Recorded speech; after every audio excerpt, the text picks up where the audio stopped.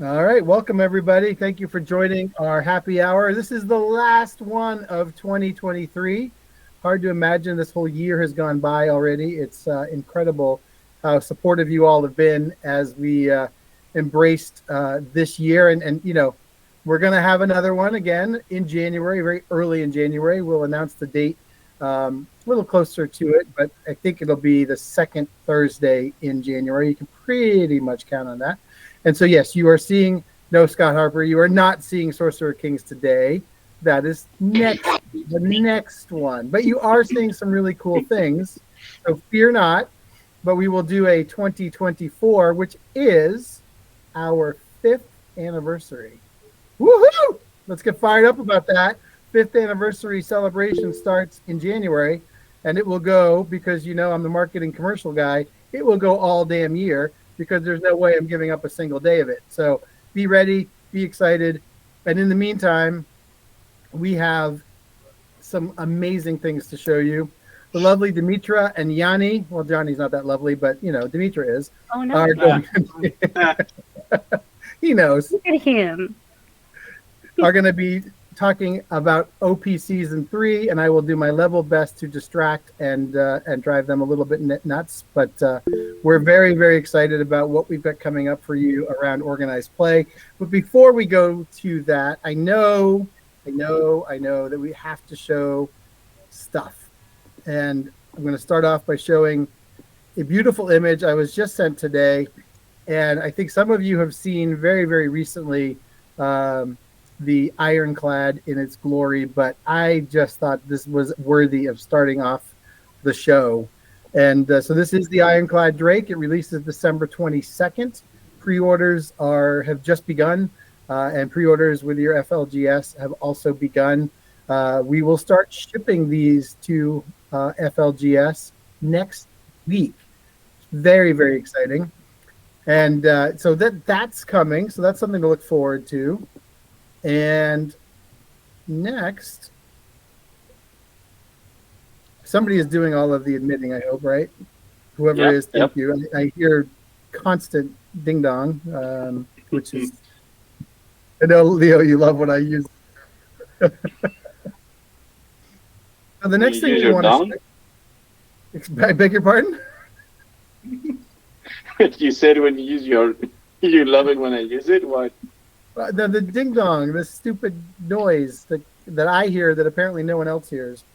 So the next thing I'm going to show you is some of the January releases.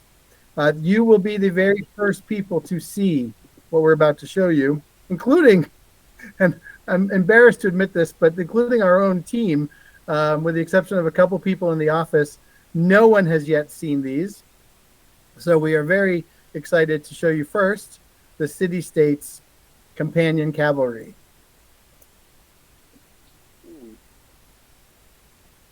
And you're welcome to turn your mics on to ooh and ah, please. I think that's completely appropriate. Oh boy. Very nice. Ooh. Ooh. Thank you. Now here's another shot of them up close so you can see what they look like. Oh, that's really close, but let me back that off a second. And like I said, these are going to kick off our 5th anniversary. Really getting into the detail here for you. But I think it's worthy to show you the detail because it's pretty damn impressive. Ah. Thank you. Wow. You guys nailed it. Thank you very much. Thank you. So those are your January products. That's one of the January products. The next one I'm going to show. Let's do, while we're on the horse theme, the Sealed Temple. And you can say, for those of you who have favorite factions, I know that we in the company are not allowed to have favorite factions. That's a lie. We're That's not. That's a very big lie. But here are your 100 Kingdoms Order of the Sealed Temple. And again, I think you can all agree the detail is stunning, and hats off to Demo for the painting. Demo and his team. I shouldn't. Maybe Demo didn't do all of these. Actually, I shouldn't. It's got a beautiful team of people also working. So the next is it. Do you want the overall theme? I think I did the close-up first, right? So let me do that.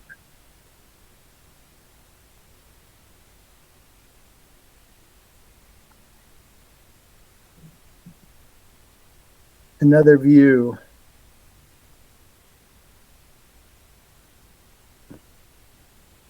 Ooh, Gotta love the standard. Yeah, the helmets are amazing. Look at the helmets, guys. And these images are hot. I mean, Tasso, I think you sent them to me, what, 3 hours ago at most for this? Yep. I mean, this was done. We were pushing to get these done. So, I mean, we're very, very excited to show you them. I haven't even completely had enough time to embrace them the way I should. And then, Joey, are you sitting down? I'm here. It's painted. You Always know here? that? You know what's coming She already next. knows what it is. My baby. You know what it is. Do, do, do. Uh-oh. Oh. Oh my god. Oh, the back of it though. What? I will do an all over, but the close up I think needed to go first. That's amazing. What a profile on that. And to anyone confused, I own 8 abominations and I need more. And it's an insane model. And for those of you that were asking last time that there was about the legs that they were coming down to a sharp point. So this has been addressed. So you can see now in the full image that all of these issues made sure to address that utility challenge. Okay, hold on. I'm trying to get the other image. It's trying to show, Robert. even though I've got all the previews hidden, it's still trying to show them to you. It is, my computer is working against me. Oh dear Lord. Right? Michael Contreras did an amazing job sculpting this, and the team casting this in resin, I think, did an equally amazing job when you think about all of the work that goes into creating a model like this.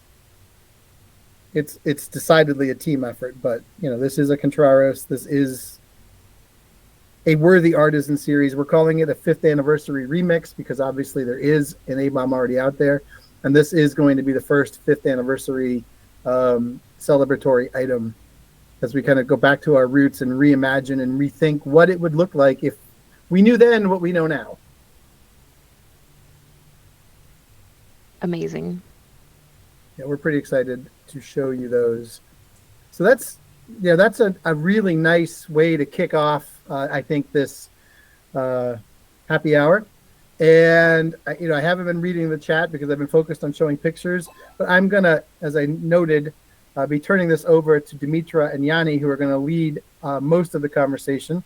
And I'm going to start off with just saying why, if you're a store owner on this call or you're a Vanguard on this call, why do you care about OP? Why are we having a happy hour about OP? And yes, I still have some other previews and some pretty pictures to show you. So stay tuned. If you thought you were going to hang up because you're like, oh, I've seen all this stuff I need to. No, you haven't. But you're going to sit and listen to OP. And you know why? Because OP welcomes people to the community. It's probably the single most important thing that we do as a company. Making great models, 100%. Making a great game, 100%. 200%, having organized play. Because if we have all of that and nobody plays with it, not very much fun. Organized play for us is absolutely important. It welcomes people, it grows the community. It's fun, right? I mean, it brings joy to people's lives. And why are we making a game? It's to bring joy. It's, you might look at this as a little like, well, this is the commercial side of McKay. Okay, you're right. But it keeps stores open. Your FLGS Maybe you're mad at them from time to time. I get that. Maybe if you are an FLGS on this call, you're going, wait, organized play doesn't keep us open. You bet it does. It brings people into the store on a regular basis to play our game, all of the games. Organized play for every company should be absolute must. And, if you're a Vanguard on this call, you get to be like Santa Claus every day. So you see my background there, right? You get to be me all the time. Santa's here. Santa gets to say, yay, here's some gifts. Here's some fun things. So, and, if you want to say OP, what does it mean? It's great. It's fun. But here's the thing. For OP Season 3, we're adding some juice to the right? There's some electric stuff coming. And by that, I mean, who wants to play in a world championship? And after Dimitra tells you about OP Season 3, I might tell you a few other things. So, Dimitra, it's all you. Okay, that was a great introduction, but the photos are much better. So, Yanis, please follow my lead. Yep. Like my army does. Go ahead. I know nothing about it. I'm gonna make a million questions. Go. Okay, just give me a second. Okay. Am I doing this correctly? I hope. You are indeed. It looks beautiful. Okay. Yep. This is the first time, by the way, and Dimitra is so much better than your host because I've never shown you a deck. I'm always bringing it, and she came so prepared. It's beautiful, isn't it? Okay. No, this is not beautiful. What comes up is beautiful. So, guys, here we go. So this is what's coming up in January. The tournament kit, the narrative kit, and the paint and take kit. Don't worry, you're going to see much bigger photos to enjoy them. But let's start with the tournament kit. Yanis, do you want to read the contents? Of course. So, guys, to make your life easier, we thought that we would make them more spicy and more inclusive, to give you a lead, to give you everything you need to go through every kind of event you might run in a store or a club. So as you can see in the tournament kit, which is a more competitive play, we have a first place certificate, second and third place, which we name Conqueror, Warlord, and Distinguished Officer. These will be certificates, you will sign them, you will give them to the first, second, and third place, so you have always something to give, something beautiful for someone to put on his wall if he wants to prove that he's a mighty conqueror. Other than that, because we not only want to support the competitive play, we want to support every aspect of the game. And we want to thank you for not being toxic, for being really good players, with a very good sportsmanship and trying your best to build your armies and paint them. We also have the best sportsmanship certificate, which you can have players vote who was the favorite opponent, and the one who gets most points, he will get the certificate, the best painted army, and a wooden spoon. Probably for the last player, we saw that this was a thing among many vanguards in many events, so we thought, why not do it? Go ahead, a wooden spoon. And of course, 3 exclusive models, 8 alternative command cards, and beautiful stickers, 8 sets. That's right, 8 sets, not 8 stickers. So every player will walk away with a beautiful set of Conquest stickers. And of course, sorry, I forgot the tournament registration code for Agam points for 8 players. Yanni, I do have a question that now of course you do. That I just wanted to say that, a lot of players and a lot of Vanguards asked us about the tournament code. So now it's a tournament code regardless the amount of players per event. So it's one code that we made this quality of life change because a lot of you have asked it. So now when you host an event and you are essentially using a tournament code to gain an Agam, all of your players play Agam. So you no longer need 1 per 8, but now it's 1 per event. that goes for the tournament, yes, as Leo said. And as you can see, here we have 3 fish gnomes. You know, just stay tuned until the end Yes. of the presentation because we got something spicy for you. And the little guy on the right Year too, is right? I mean, we're in the Olympics year coming up in 24, so this is totally appropriate. Hmm. really okay. I forgot about that. Yeah. So let's see everything. Yay. Here you go. Enjoy. We have the 3 certificates for the top 3 players and the other 2 for best sportsmanship and best beginner army. You can see the sticker set, the tournament code, and I'm sure you all just ignoring me right now and just staring at the exclusive models. The So amount of comments are pretty funny, Dimitri. Yeah. You're doing great. Keep going. I'll let's get manage it. that. Come on, come on. Turn on your mic. Everyone wants to be a winner right now, today. Yeah, these models are insanely beautiful, I have to say. Whoa, I cannot hear. Although some people do want to lose to get the wooden spoons. There's a lot of requests for wooden spoons, which I think is awesome. Oh yeah. Okay. There is an unheard faction character.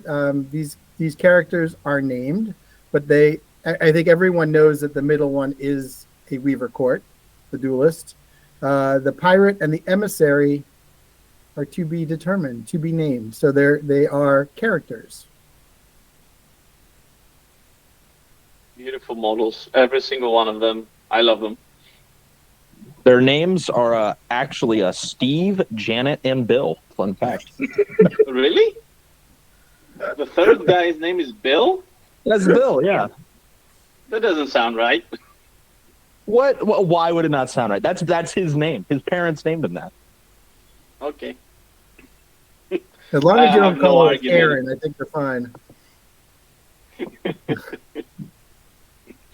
Okay. So, shall we move to the next one? Oh, Dimitri, you must. You must. There's so much more to see. Yeah. What is next? What is next?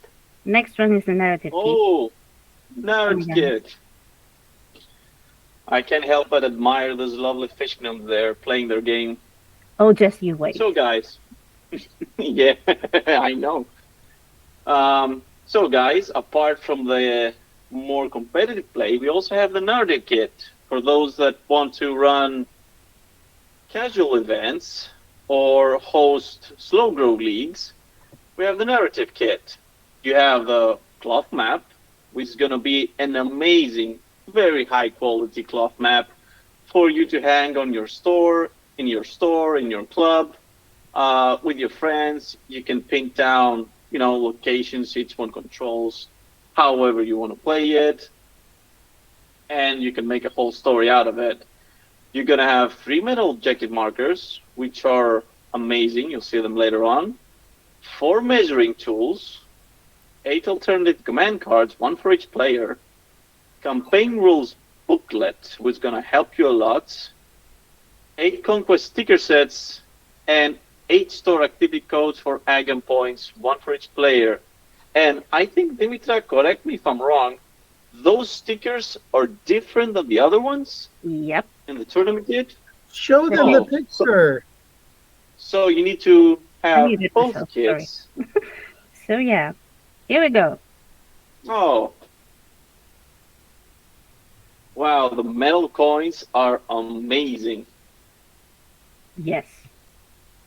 And They are. they're going to be big, guys. Don't throw them anywhere. I mean, if anybody pisses you off, don't No, throw them no, to your no, opponent, no, please.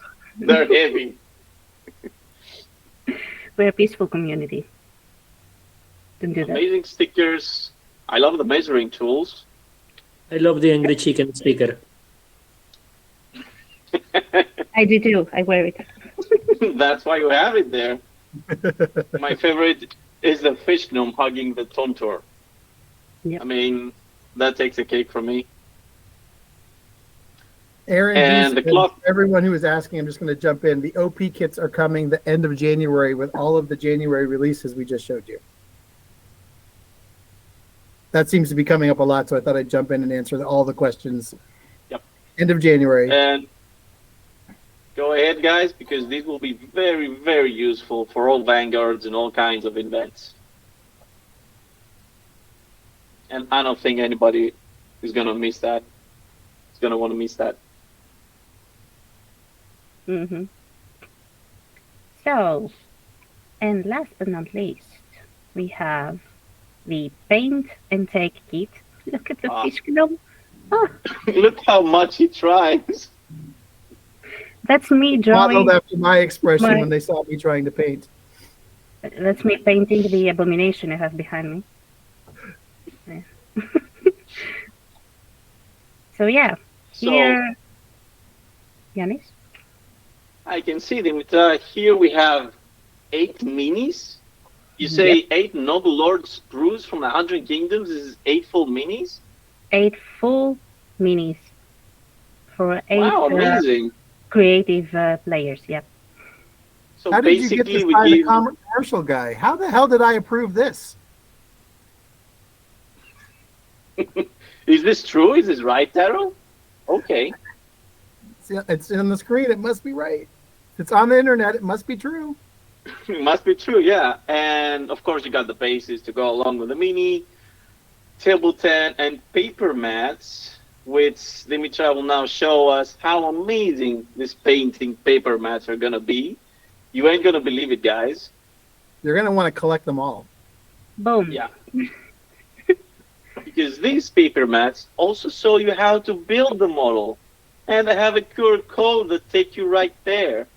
It's amazing. And of course, it protects the table so you don't make a mess out of it. Yeah. And you can make names there as well. Yeah.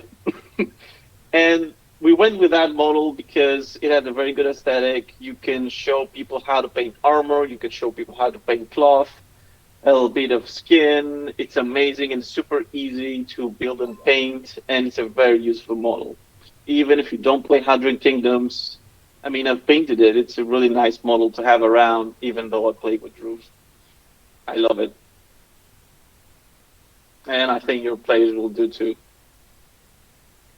And it's a good start. Yeah, but, you know, remember those fish gnome thingies that we had before?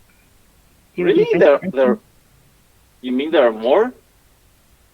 Yeah, every kid is going to have an extra thing. What? More stuff? Yay. So, What is this? this is an idea that we had because everybody loves fish gnomes. I mean, I do. And we decided to guide you through the LP kit usage, I should say. Yanis, help me. Yeah.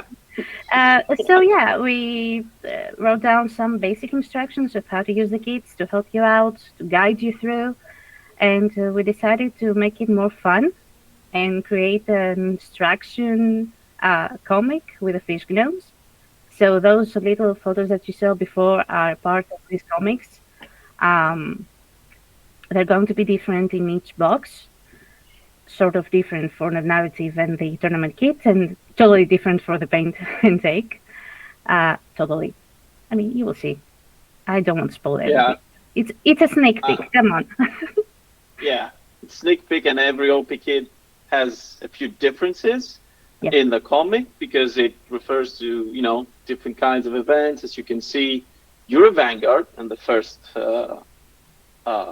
top left pick, and you have to approach the store, you have to talk to the store.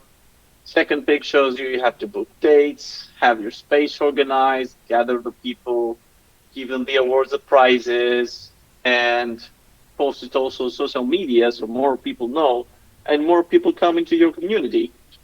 Because that's what we're trying to do, create a lovely community with an amazing environment and high quality gaming life for everybody. And it's a very basic but very nice guide on how you can run things. Even if you haven't done this before, if you have zero experience, you can go forth and, you know, use it just like that. QR codes will take you places, and of course, we're here to help you with any questions you might have. And the fish gonna make it prettier, and we all love them. I know Richard is somewhere screaming now. "Meet fish nerds." And Brooke. I cannot hear Brooke. Where are you, Brooke? Yeah. Your people, Brooke. But yeah. All right. Anything else that you want to share with the team? Jordan has a question. Jordan, you're up.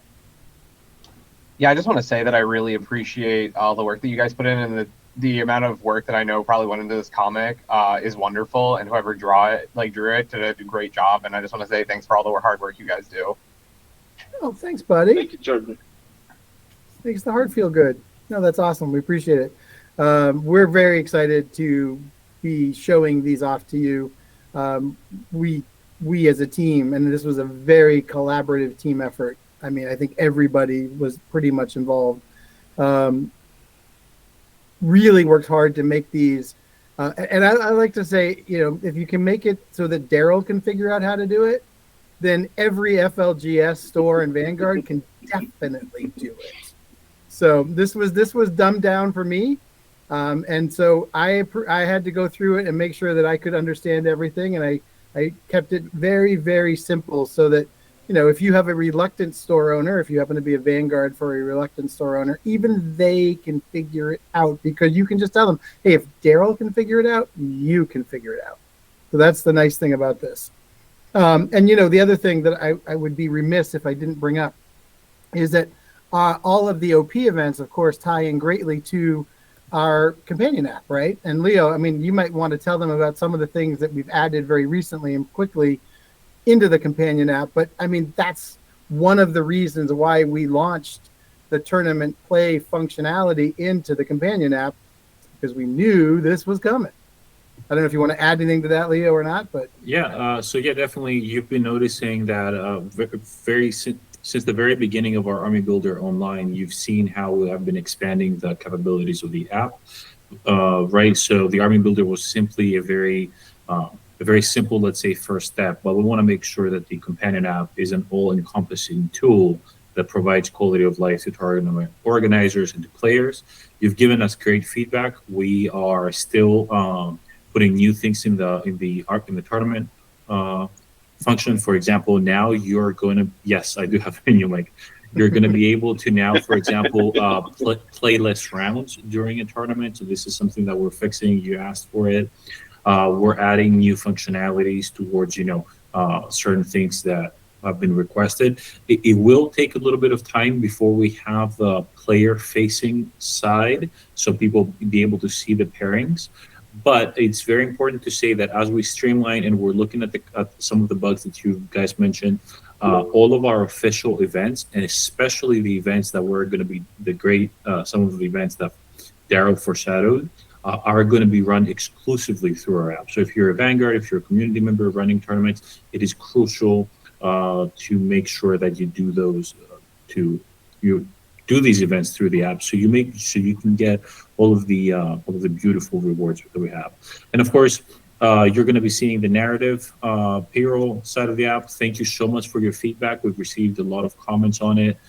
We are fixing all of the things that you have mentioned. You'll notice on the Discord, I've been doing posts about what have been the problems that we have been resolving and any other updates. And so, you've seen, if you're with us for the last couple of years, you see how far the Army Builder has come, and it will go even further. Yeah, it's pretty exciting for us to see. And when you do get the Apple or Google Play notification of an update, do it, please, because there's always cool stuff that's being added to it. And it is amazing. Bradley, you have a question. I apologize for making you wait. It's more of a comment. Can you hear me? Yes, very well, thanks. Okay, cool. So I just want to piggyback off of your statement that the system should be easy enough for someone who's never done it before to run. I wanted to gush about the app and how easy that made running my first tournament. We had a very small tournament down here in Albuquerque, and having never run a tournament before, the app made it really easy to get people signed up, make sure lists were validated. and then track scoring. I didn't have to do anything aside from get the thing rolling, and then the thing just kind of took off on its own. It's a really great app if you're brand new to setting up any kind of events. Thank you very much. I appreciate that a lot. That's awesome. And also, it wouldn't be me without doing some kind of shameless plug. So I'm going to put in a shameless plug for our beautiful, whenever it decides to load.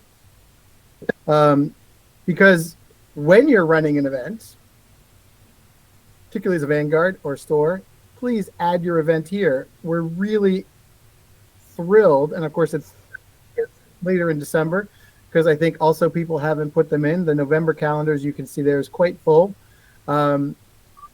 This will also migrate down the road, but we're working on putting it into the app as well. So fear not, it's coming. But please make sure you do put them in the events calendar, because we can't help you get people to your event if we don't know about it either, right? So we always email that out once a week, the events calendar. We put that on our social media. Our social media just hit 35,000 people as followers.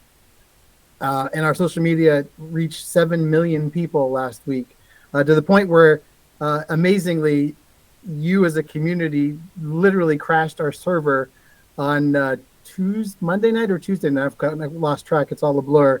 I, as the commercial guy, melted down and freaked out, and then went, okay, well, figure it out. And so we extended the sale 2 more days for everybody who could not get in.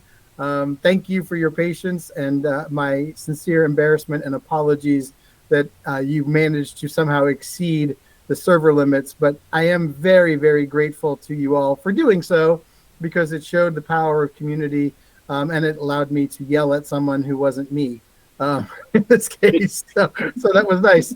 Our IT people did not like me that night, but that's okay, because, that's my job. At any rate, so you do have another night. Today is the last night. It ends when the team comes in tomorrow morning for Monster Madness.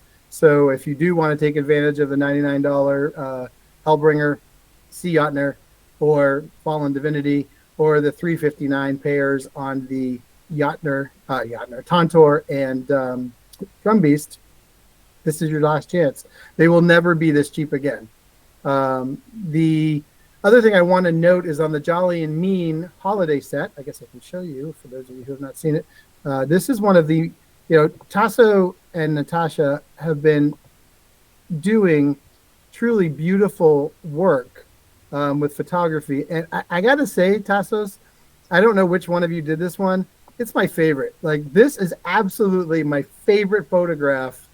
It's just stunning. I don't know why I like it so much, but I do. There's only about 40 of these sets left, and they are not being reproduced, and they are not coming back again for 2024. This is it. So if you haven't bought yours yet, and your FLGS has already sold out of them, we have about 40 left, and then they are gone for good.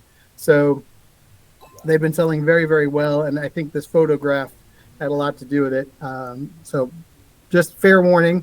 And likewise, the City States Founders exclusive is also on the endangered species list. It will be the next thing to sell out for sure. And, I don't want to predict that it goes the way of the Brood, but you never know, because they've been amazing at how fast they've been going. So thank you for that. Let's see.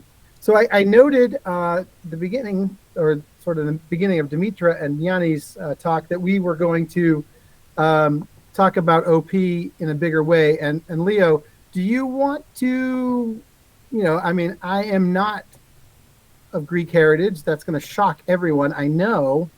But wait, what? What, that I'm not Greek? That was, my God. I know. You're shocked, right? I know. But, so I don't want to steal the thunder unless you want me to. But we are very excited as part of our OP program, once I get my computer to cooperate with me, to add to that. Sorry, guys.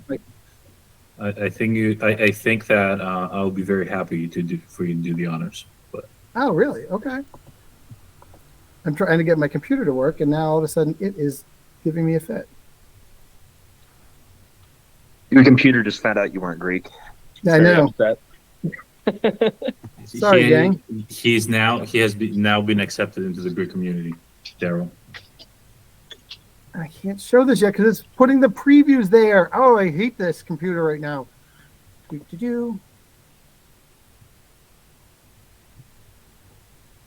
Sorry, gang. It's acting weird. Here we go. All right, so one of the things that we are proud to bring up is the World Championship at the end of OP Season 3. And it's going to be on the island of Chios in Greece in the North Aegean Sea. Today it was 72 Fahrenheit, 22 Celsius there. I don't know where you all are. Some of you are probably where it's warm. Where I am, that feels like it would be amazing because I am below 0 in Celsius here today for the high. So, yep, super excited about that. I've never been. I know many of my colleagues have been, and I will let them share their feelings about it. But when I did a little Googling, isn't it a UNESCO World Heritage Site there? The 11th century monastery Moni. Moni, did I say it right, guys? Yeramoni. Yeah. Yeah. Okay, perfect. Look at that. It's also, and Leo and Tasso introduced me to mastic on one of my early trips. They're chuckling because they said, you should try this in your hotel room. And I did. And I loved it. And it was phenomenal. And I drank the entire bottle before I realized, oh, yeah, that's got some alcohol in it. But it was really good. And it's pretty exciting, to say the least. We're going to set up a number of regional tournaments, GTs, that will be qualifiers for people to join. And that is why Leo brought up the player-facing parts of the app. Yep, that's one of the reasons we're working on it. Because we know people will want to know, and we are. And Leo, I'll let you talk about how we're weighing participation. It will not be just the country with the most population, maybe the one I'm sitting in. That we're not going to have all Americans going to the Greek islands, even though I'm sure the Greeks feel like that's all that happens, anyways. We seemed like everybody I knew was going to Greece this year. So this is just a beautiful. There's two things I want to say here. First of all, this is a beautiful opportunity for us to invite you all in our country, where we're from, just to get to know you better, for you to understand a little bit more of who we are, what we stand for, how do we see gaming, what word gaming is for us, and just bring you to essentially a place that is very personal. And I would say to Stavros as well, because this is the place that he would be, he would go on vacation, that he would live very close to his heart. So one part that we're excited about this is that we're very happy to bring you where we live and get to meet you better. And the other opportunity that we want to create here is that, so right now, as we have our events and we have our tournaments, and we want to make sure, that these have participation in community as their number one priorities. We want to also give an opportunity to people that want to explore the more competitive aspects, of course, always respecting, inclusion and community. And so we will be creating this this is not the actual title, but this is just for you to understand, let's say a world circuit. Now, what will happen is the following. Apart from the events that you're usually playing, exactly how you are registering them right now and gaining ag for them, there is going to be a separate kind of event. So for now, for lack of a better term, we're going to call it, let's say, a world event. Now, what that event is, first of all, think of all of the big events that we're setting up in shows, let's say like LGT, CanCon, LVO, Adepticon, GenCon, all the big ones that we go. And we're also going to be giving people the opportunity for communities to host their own world events. Through these events, you're going to be gathering points. These points you get points simply for showing up. You get simply for, of course, playing well. And then as you start amassing those points by participating in different events, you will ultimately be invited to participate in a world championship. Now, what is incredibly important is that in this system, we're aware that the different populations on a per country basis might actually end up having huge results when it comes to accruing these points. So what we're doing is we're taking into account each country's player base, each country's population, and how many points players are amassing from each region. And so when we actually end up inviting players to the World Championship, we're making sure that all of the communities, at least all of the regions, let's say, are represented equally. So there are going to be the top players from all these different regions. Of course, there might be more players from a country that is more populous, but for example, you wouldn't, if there were, and I'm just throwing out a number, if there were, let's say, 16 people, it wouldn't just be, 12 people from the US just because they have the bigger communities. We will make sure, that each region is represented well. So everybody has a chance to be invited. You simply have to participate in events, competitive events, try your best, and you can secure a spot. Okay, because I have been gently kicked to talk a little bit about our vision for this and where it's going to be held. So, Chios is actually the island where my family is from, effectively. And it will be held in northern Chios. It will actually be held not right on the beach because that is illegal, but we are literally less than a stone's throw from the beach. It's going to be an outdoor property, and you're literally going to have the sea maybe 15 meters away from you. It's just not technically on the beach. We're going to be setting up shade. We're going to be setting up a barbecue. And we're going to set up the tables outdoors. There's going to be shade. Don't worry, we're going to shade everything. It's going to be very different to your standard tournament. That's one thing I can guarantee. The idea is to hold it. I think the final consensus was late September. So the temperature, the weather is still fantastic. The summer is cooling off, so we're no longer hitting the ridiculous heats, but it's very, very pleasant.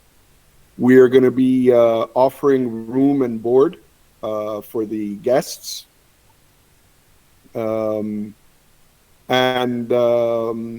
It's a small, isolated spot, okay? Do not imagine a Mykonos kind of place.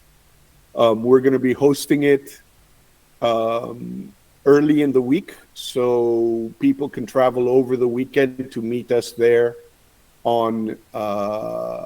to meet us at the airport, because then we have to secure travel to the island. So we will give an arrival date and a time to meet at the airport meeting point. And the island itself is actually the 5th largest island in Greece. It is actually the traditionally not very touristy at all. It's the island from where the most ship owners hail from in Greece. So they tend to be rather reclusive. But it's slowly been opening up. Bunch of ordinary pains in the ass, but that's my roots. So it's a place I love.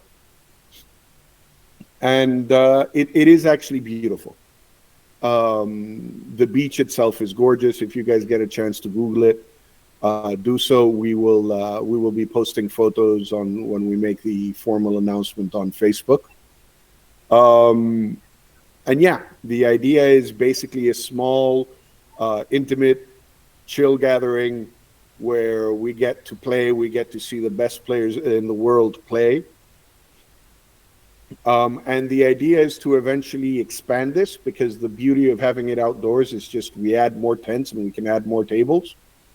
And the idea is to expand this to not just be top players, but also have people who eventually, not now, please note this,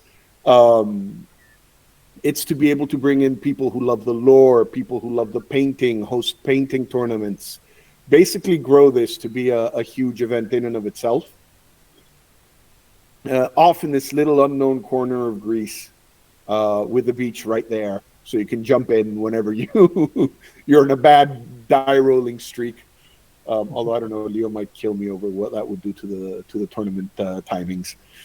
Sorry, my mandatory dip.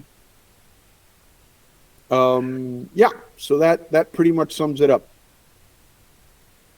The comment section is going crazy. Leo, I think if you wouldn't mind just kind of because I think a lot of people were maybe either daydreaming or asleep or not paying attention to how one gets to go to this. If you could just recap that again. And then another question that came up was, how does one get their event to become a qualifier now? That seems like a far more appealing thing than it did 15 minutes ago. Perfect. Okay, so to recap, we have the standard tournaments that we play in GNAG as normal, right? And then we are going to have what we call as world events. World events, first of all, are the events that we host in big events. Let's say like CanCon, LGT, LVO, Adepticon, Gen Con. Apologies if these are not the only ones. So if I'm missing one, we're gonna give you a full list. So don't worry about these. And then each community will have the opportunity to do a world event locally for themselves. So what that means, it means that each player can participate in one locally hosted world event every 3 months, and of course as many events of the ones that we host as they would like. And by participating, so big GTs, not just big GTs, and so because what's important is that countries that have a smaller population, even with 12 people, they will be able to host an official Worlds event if that's the amount of people that you have. What's important to know is that when you go to an event, the more people, the more participants, the more the world points that you will be getting, right? So you are incentivized to group up with with other communities, Conquest communities that are nearby, and host a larger event. That will give you more points for everybody. The more points you get, the higher you climb in the ladder, and the best players are going to be invited in the World Championships. You get points by participating. You get points by playing well and making sure you reach top 8s or top 3s. Regarding it has of course to do with the amount of people that participate. But what is extremely important for everyone to know is that when we invite people into the World Championship, we take into account the different populations of each country and the different, let's say, the how big their communities are. So just because one, let's say, region might have most players, that does not mean that all players are going to come through there. We're going to make sure that we weigh everything. And people from the US have obviously the opportunity to come in, from the UK, from Germany, from Poland, from Czech Republic, from all across, our gaming communities. We're going to make sure that, that you're represented and that you have an opportunity to participate. So no, it's not exactly an LO system, and we're going to say more information on the exact details on that. But you will be able, first of all, to ask for an event to be submitted through the app.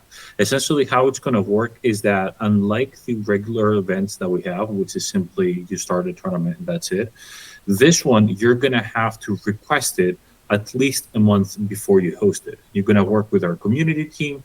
They're going to clear that for you, and they're going to set up, we're going to make sure you set up the process. So from that point on, you will invite players. Players, they will give simply their Living World PIN account. Every person that is registered in the Living World has a PIN. If you're not already, you will have to register, and I highly recommend it in our Living World. And this way, you'll be able to be registered, and when you get there and play the game, you will be earning your points. So play well, play a lot, and if you're frequent participant in these events, you have a very good chance at being invited in Heroes and play with us. Until which Sorry, Leo. Go ahead. Until which month can people gather points for the World Championship?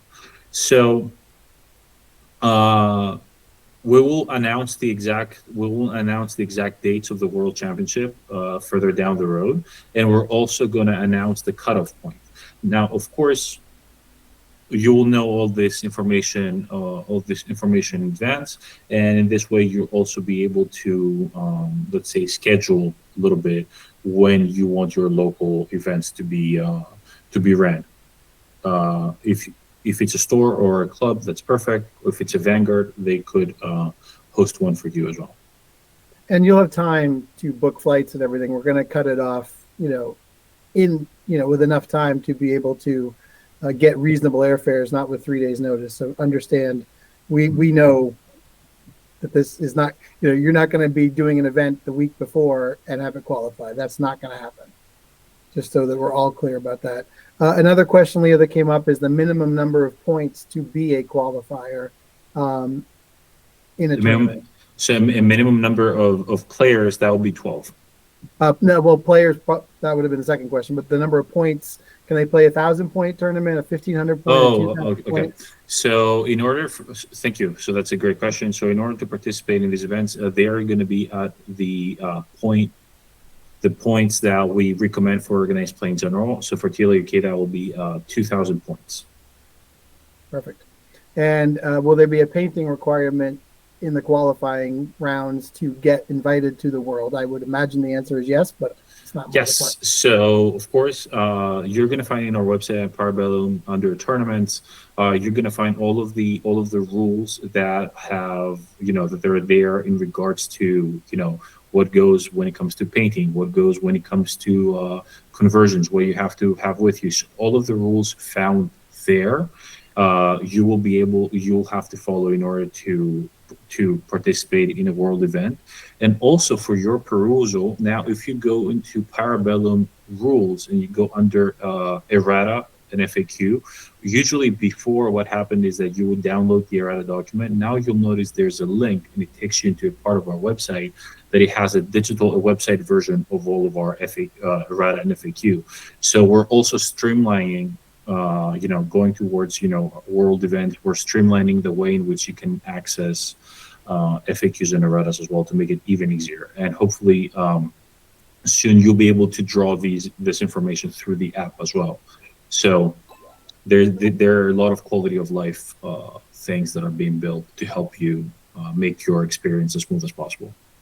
And I do know, and Leo alluded to it earlier, and I want to just reinforce, don't start bombarding us with questions tomorrow. Let us get out the document to you. That will be coming, because otherwise, we're going to not be able to get the document out to you. We'll be busy answering questions. Leo, I know I'm right on this, but you can clarify as well. This is a Last Argument of Kings tournament, because it being our 5th anniversary of Last Argument of Kings and our firstborn. Does not mean we love our second-born less, but we want to give time to build up to a First Blood World Championship. Is that right? That is 100% correct. So we're starting with TLAQ right now for no other reason other than celebratory of our 5th edition, going back a little bit to the roots, and actually making sure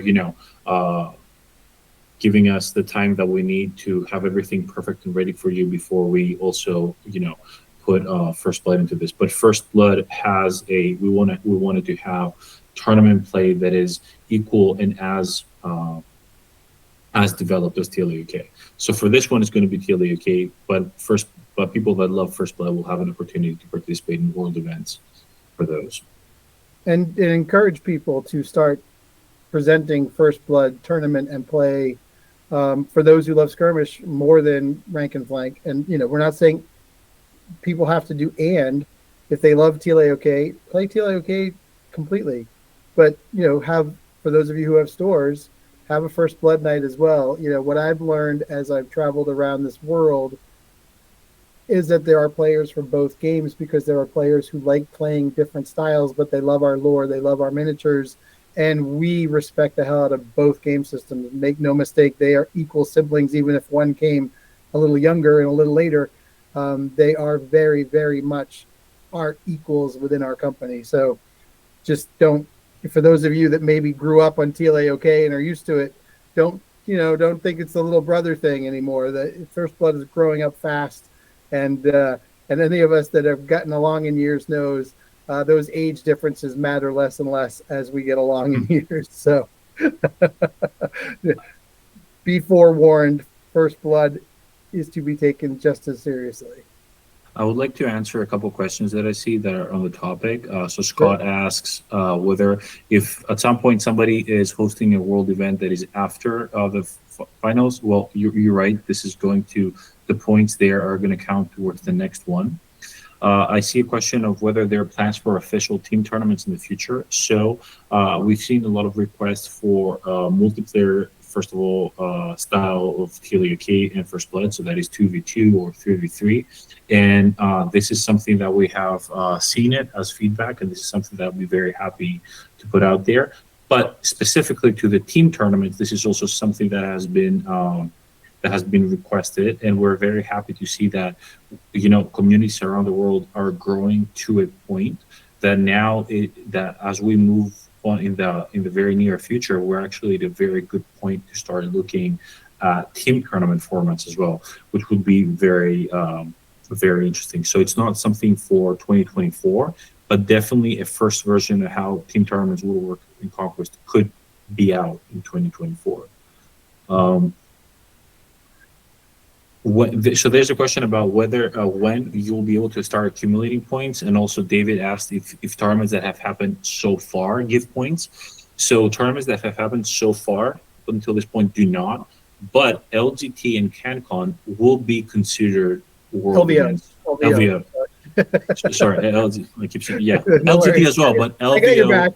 But LVO and CanCon will be considered world events. And of course, you're going to get all the details with exact starting dates and which events soon. And for all of those of you that will not be able to make it to LVO or CanCon, you will be able to at that point to register your own local events. So you will see exactly how that works. Yes, Adepticon, Gen Con 2, all of the big ones that we go to.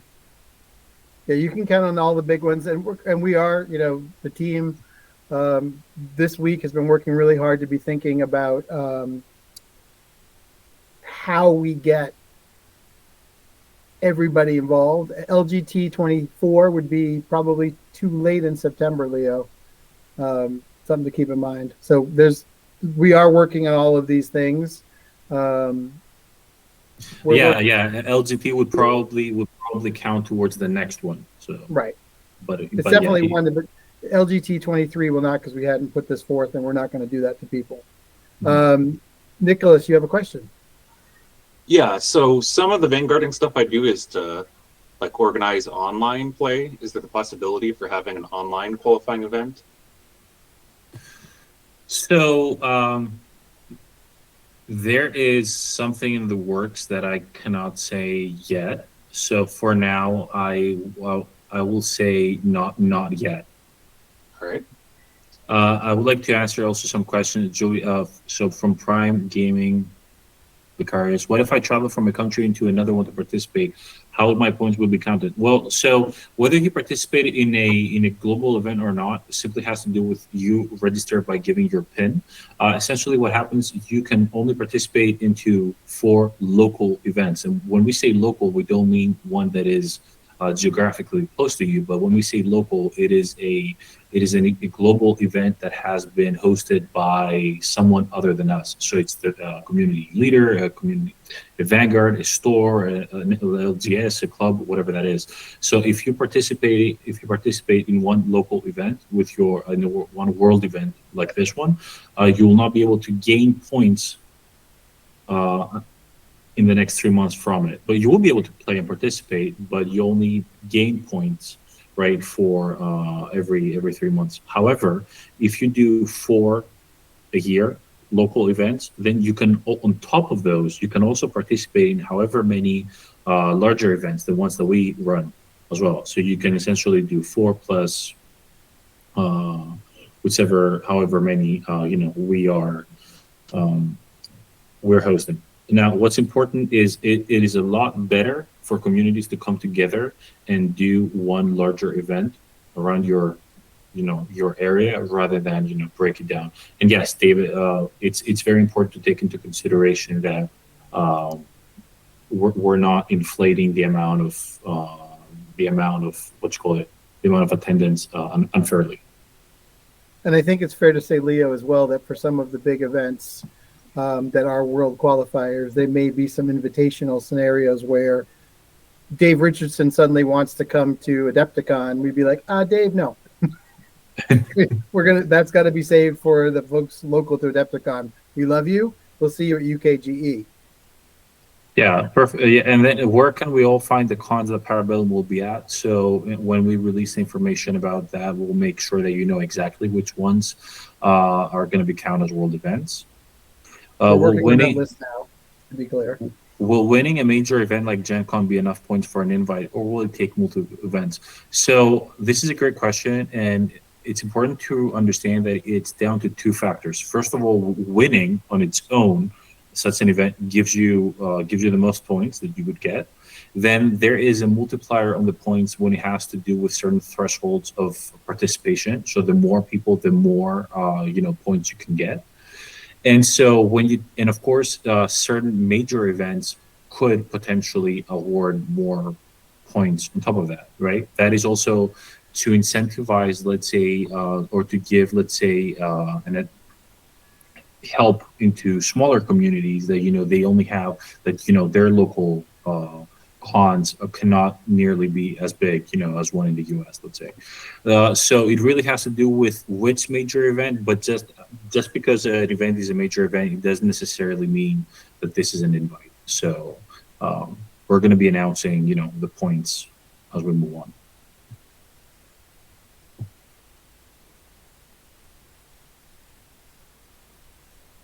We got, I know there will be a lot of questions. We do know. Oh, Captain Madlove, you have a question? Go ahead. Found the mute button. This is the Geek Captain's technical advisor. Okay. I do have a question for some of us Vanguards that, I plan on running some pretty large events coming up next year. And the Vanguards that are doing a lot of the organizing of the tournaments aren't going to have the opportunity to play in the tournaments because we're running them. What's the consideration for those folks that are putting the work behind the scenes like you guys are? Also, I'm taking this opportunity to say thank you to everybody at Parabellum because you guys are doing a fantastic job. The app, the lore, the minis, the whole thing, the way you treat the community, the way that you treat the game, your question is coming through. And it's showing, as you can see, everybody responding in absolutely nothing but positive to what you guys are doing. So keep up the great work. Fantastic. Love being part of this community. Thank you so much. Appreciate that. That is a good question, though, Leo, in terms of people who are TOs. How do we make it balanced for them? Otherwise, we have no TOs, right? Yeah. So, yeah, definitely. Now, I would rather release this information with the document because there's a lot of things to consider, but what I can absolutely tell you is that we can never discount the role of event organizers when it comes to an event. And definitely winning an event is great, but there's no event to win if there's nobody to run it, right? So we cannot in any way forget about those that are running the event. So what we're going to do, we're going to say a lot more things when we release the document and give a lot more exact information about how that's going to be affecting, let's say, the people running the event in terms of points, in terms of rewards, or in terms of other incentives. But there will be, because without you, there is no event to play at. So yet again, proving my point. That you guys are on top of it because it's clear that you've already thought about it. So you guys keep on rocking. Geek out. Thank you, Geek. I knew Zwick would get that one. I knew he'd like that. Well, you can get the group together there, Cody, and figure this out. I have no doubt. I think anything else, Leo, we want to add before I preview a couple new things? That's all for me. Stay tuned for more information. There is a lot to be considered and a lot to be put out. This is a just a wondrous for us program, and we're just so excited to share what we have with you. So stay tuned, and you're going to be able to get all the information soon. Oh, thank you, Garrett. That is a collaborative effort. We are having a lot of fun with our memes for sure internally. Leo has contributed probably more than his fair share, but he has some very, very twisted and warped but hilarious looks at things. And there's been a couple we've been a little afraid to share. I'm not gonna lie, but maybe someday when we do when we do what is that show, Drunk History, we'll do Drunk Happy Hour and we'll put a couple of those memes up. That'd be kind of fun. And so one of the things that we showed last time around was terrain, and we know that terrain is important, and we know that terrain is coming. So don't worry. Part of the deal, of course, is we know people want terrain. So you saw that 100 Kingdoms, for those of you who were paying attention last time. Those are 3D print files. They will be STLs. You will have also, we are working with a couple companies who have the ability to produce these for those who don't have their own digital printing capabilities or STL capabilities. So we'll have them both ways. I've got one more to show you. These are coming in February for the first set.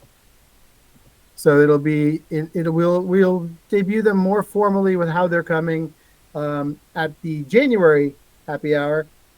But I know many people have seen these in the background of the Ironclad Drake and been asking questions.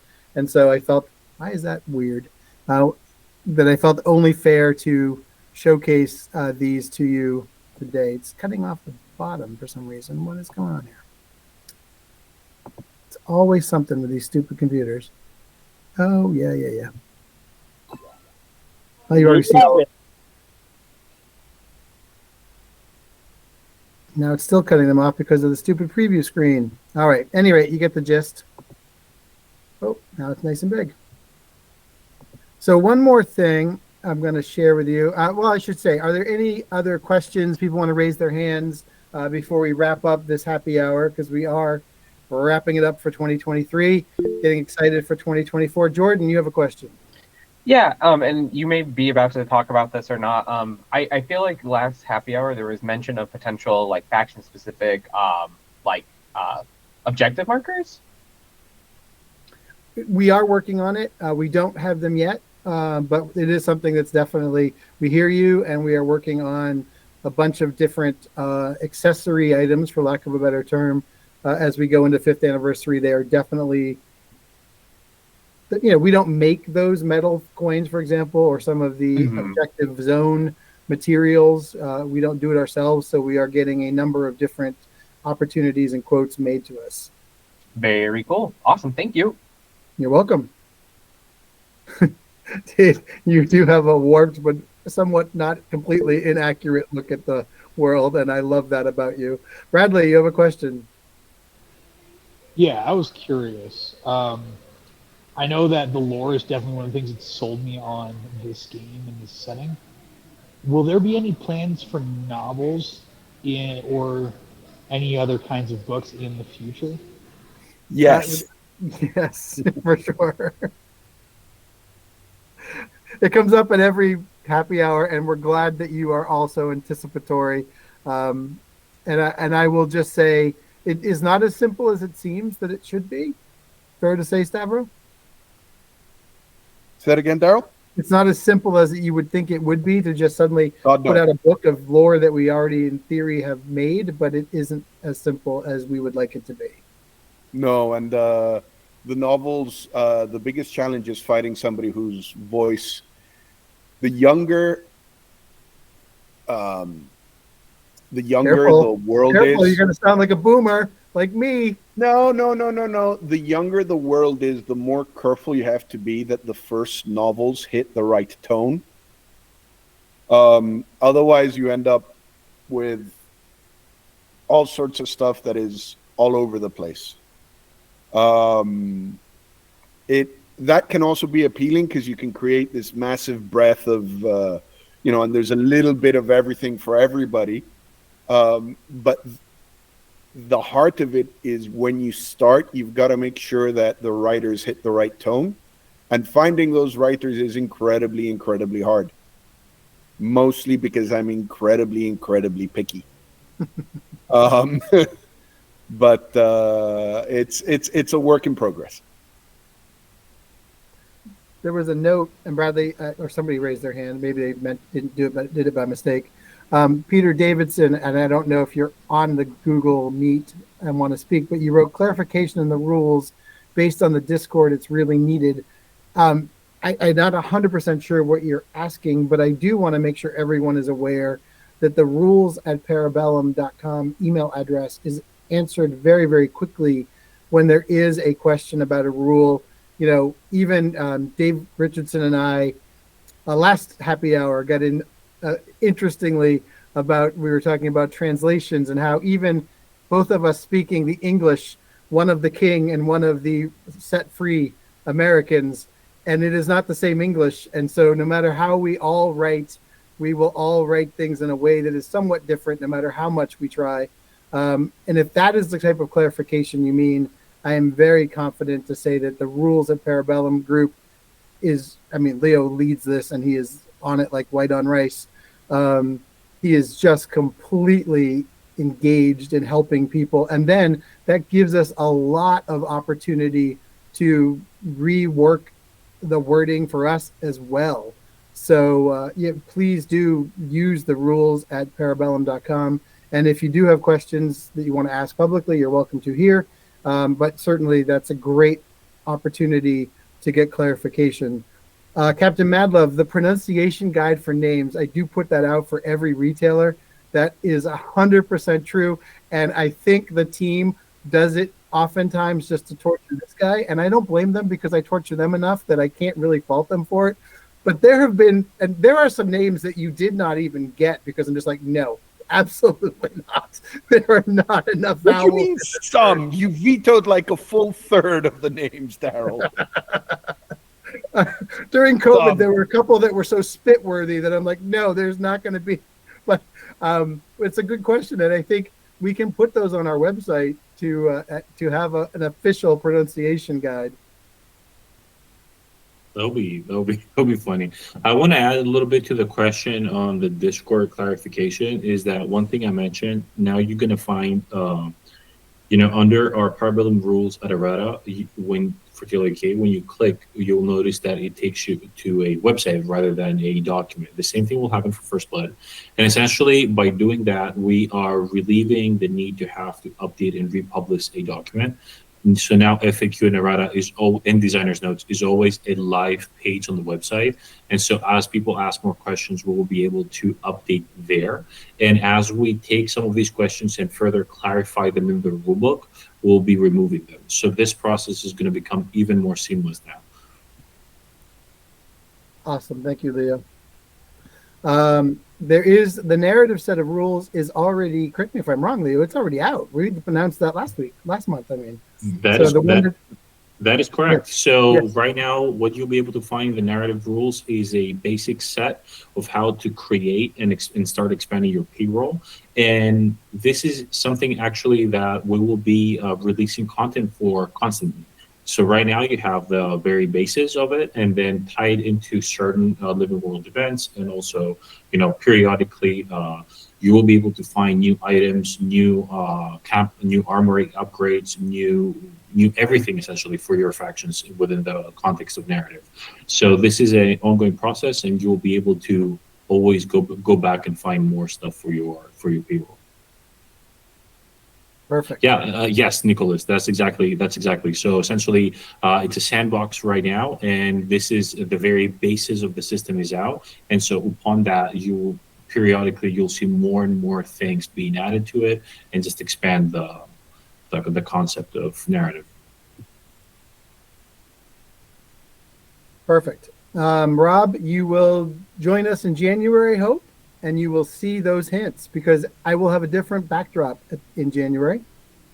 It will be one of those hints as to what's coming up. But the January happy hour will have a lot of 5th anniversary 2024 stuff, so you will not want to miss it. Any last call on questions? Raise your hand if you want them. Otherwise, Victor has a question. Hi, can you hear me okay? We can. Perfect. Yes, go, please. Just wondering, any timing updates on the First Blood updates?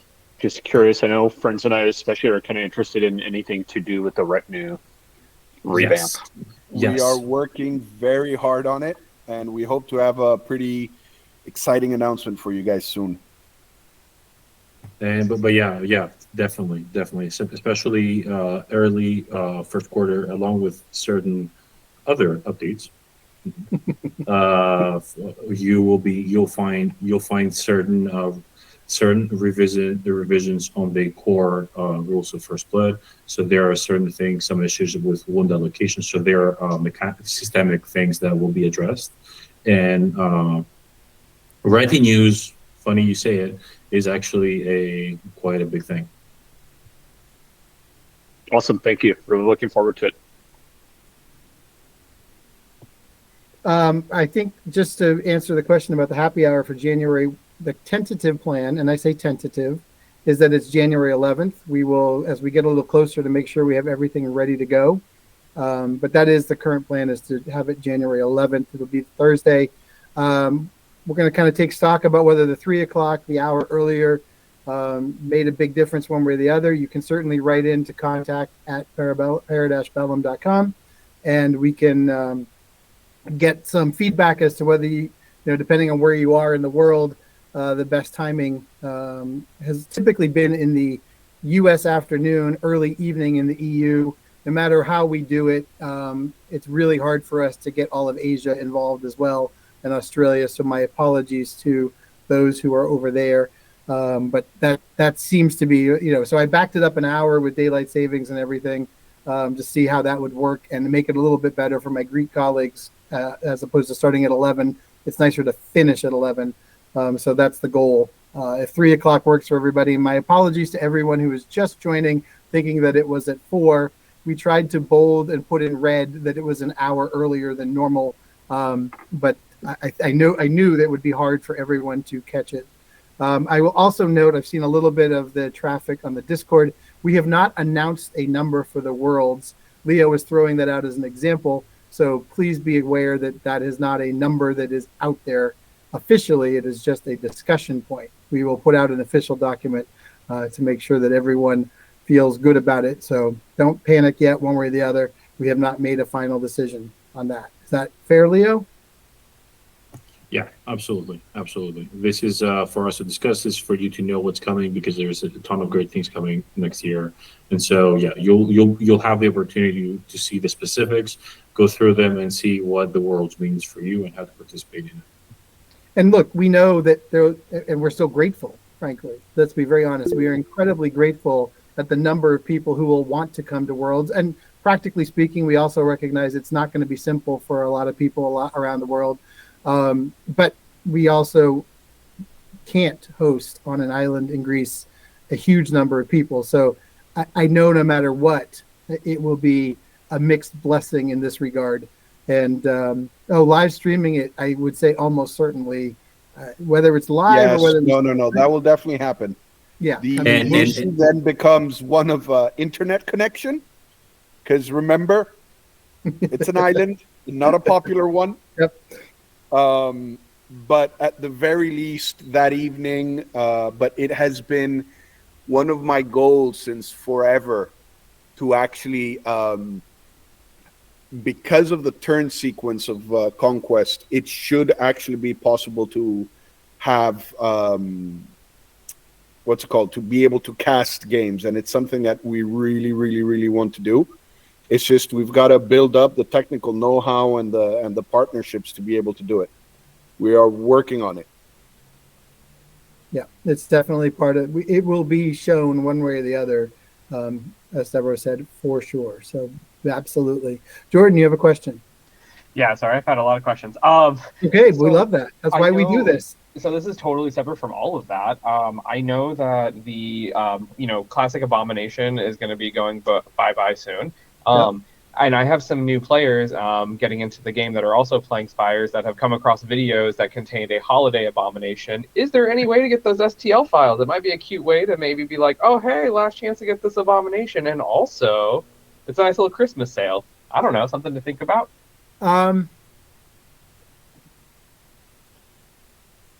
Yeah, what the hell?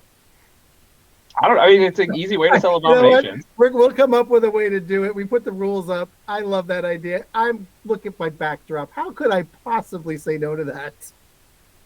Fantastic. I pretty much have one of the ornaments for the Abomination on that tree somewhere there, I'm sure. Good job, Jordan. Way to go, Jordan. Awesome. Yeah. We love Abominations here. Well done, Jordan. Tasso, you and I will have to figure that out tomorrow. How we make that done. But sure, it sounds like a very reasonable thing. And I also know that a few of our partners who do have the ability to print STLs have offered to print them for people last year as well. And I'm sure they still have their STL files. So I'm very confident that Elric's, I know we can definitely get them to my mini factory for the EU group. There's a little hint about who we might be working with for the terrain, but we can figure that out for it. For if you don't have the ability to use STL files like me as a boomer. So this is the last chance because I'm not going to take any more calls after this. I have one more thing to show. Okay. Show it. You guys have done it. Now it's good. Oh, where did they put it? Oh no. That's not a joke. I thought I had it ready to go. I don't know what happened. I must have closed it by mistake. Boomer. Ta-da! Your first look at the sorcerer of the Sorcerer Kings.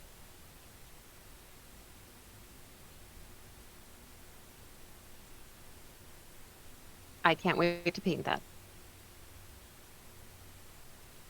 And for those of you who are going to CanCon or to LVO, you will have an exclusive first opportunity to have the sorceress, the sorcerer, in your hot little hands at those two events. And then everyone else will have her in February.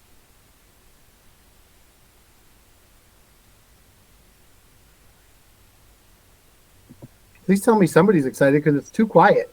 I'm That is super a painter's excited. dream. Right? Right, yeah, no, painter's dream. I'm super pumped. We are left in these people. I can't wait for the entire Sorcerer King. So just send them to me with a bill, and I'll buy them all. You got the address? Just send them. Love it, love it. And thus my wallet cried out in pain once more. Yeah, they will not all release in February. That is not what I said. What I said was this limited edition preview model will release in February. However, Sorcerer Kings are planned for March for Adepticon. So some pretty exciting stuff. We'll have a lot to show you in January. And I have a question for everyone. If this sorceress were made of metal, would she cast iron? Oh, God. With that note, I leave you all to a wonderful holiday season with great cheer. And I hope you have a wonderful time. We'll see you back in early January live and hopefully chat with you by emails and everything else. Take care, everybody. Thanks, everyone. Thanks, Demetra. Good job. Thank Yes, you. Demetra, Thank Gianni, you for joining. thumbs up. Leo, well done. Everybody supporting Tasso with pictures, pretty pictures. We're grateful to all of you for being here, and we'll see you again. Bye, everybody. Great seeing you guys. Bye.